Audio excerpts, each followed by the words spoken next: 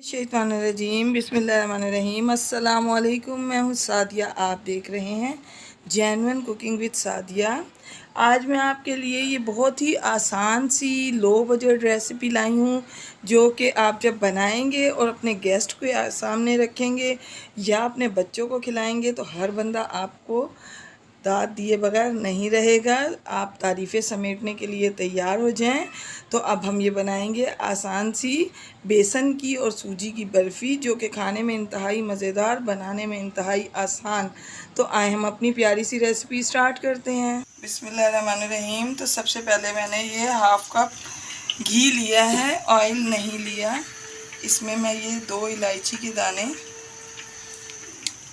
ये देखें, इसको बीच में से खोल के डालूंगी।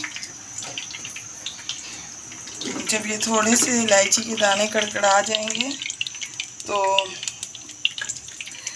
ये 1 कप बेसन है जिसको मैंने छान लिया अच्छे तरीके से, और हाफ़ कप जो है ये सूजी है। तो ये आप मिक़दार याद रखिएगा कि 1 कप बेसन और हाफ़ कप सूजी। तो ये अब हम इस ऑयल के अंदर, घी के अंदर हम इन दोनों चीज़ों को ऐड कर देंगे और हम इनको अच्छे तरीके से हम इनकी भुनाई करेंगे। तो व्यूअर्स, अगर आप मेरे चैनल पर न्यू हैं तो काइंडली मेरे चैनल को सब्सक्राइब करें, लाइक शेयर करें, बेल आइकॉन को ऑल पे करके ज़रूर प्रेस किया कीजिए ताकि मेरी हर आने वाली वीडियो आपको वक्त पर मिले। और वीडियो में साथ एंड तक बने रहा करें ताकि तमाम टिप्स एंड ट्रिक्स आपको मिलती रहें। तो अब मैं इसको बिल्कुल लो फ्लेम पर इसकी कम से कम 10 से 12 मिनट में भुनाई करूँगी। तो फिर मैं आपको दिखाती हूँ। बिस्मिल्लाहिर्रहमानिर्रहीम। तो देखें व्यूअर्स, हम इसको जैसे जैसे भूनते जाएंगे ये जो है ये मेल्ट होती जाएगी, ये थोड़ी सी ना लिक्विड फॉर्म में आती जाएगी। तो आप परेशान ना होइएगा, ये ऐसा ही इसी कंडीशन में आती है। तो अभी हमने इसको मज़ीद अच्छे तरीके से हम इसकी भुनाई करेंगे। बिस्मिल्लाहिर्रहमानिर्रहीम। तो देखें व्यूअर्स, ये काफ़ी जो है हद तक भुन चुकी है और बहुत ज़बरदस्त सी इसमें से खुशबू आ रही है। तो इसको मैं मज़ीद 1 से 2 मिनट और इसको भूनूंगी। तो फिर मैं आपको दिखाती हूँ कि आगे इसका क्या करना है।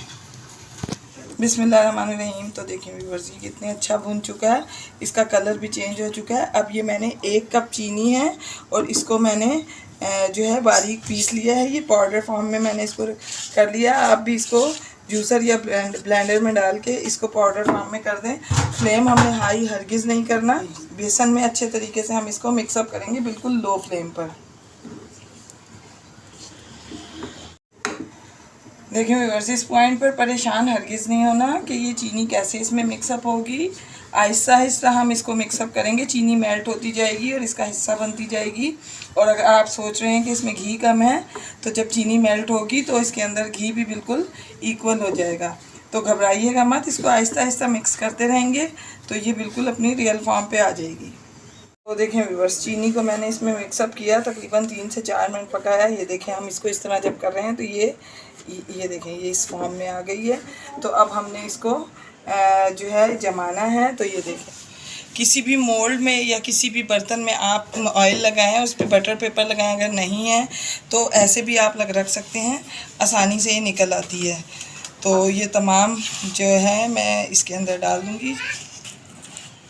तो ये देखें, मैंने इसमें डाल दी है और अब मैं इसको इसके अंदर अच्छे तरीके से आपको सेट करके दिखाती हूँ।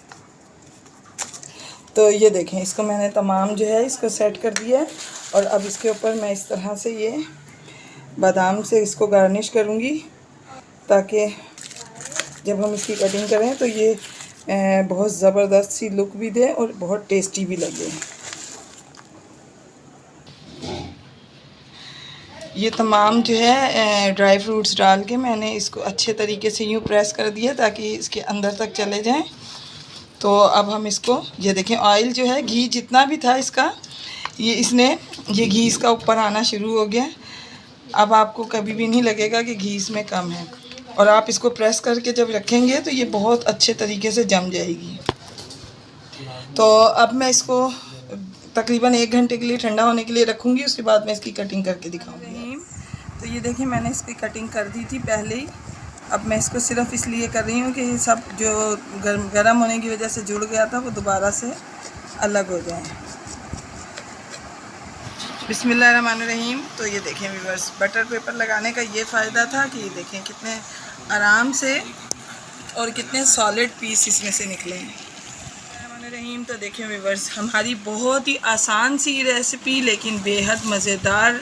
ये देखें ना, हमने चाशनी बनाई ना कुछ की, हमारी बर्फ़ी कितनी ज़बरदस्त बन के रेडी हुई है। ये देखें कितनी ज़बरदस्त ये बर्फ़ी है और ये खाने में इंतहाई मज़ेदार है। यकीन करें आप इसको बनाएं, जो गेस्ट खाएंगे वो तो आपकी दाद दिए बगैर रह नहीं पाएंगे, लेकिन ये आपके बच्चे और आपके घर के बड़े लोग भी यकीनन बहुत पसंद करेंगे। तो व्यूअर्स, मैं आपको अपनी दुआओं में याद रखती हूँ, आप मुझे अपनी दुआओं में याद रखा कीजिए। तो मिलते हैं नेक्स्ट रेसिपी में। ओके, अल्लाह हाफिज़।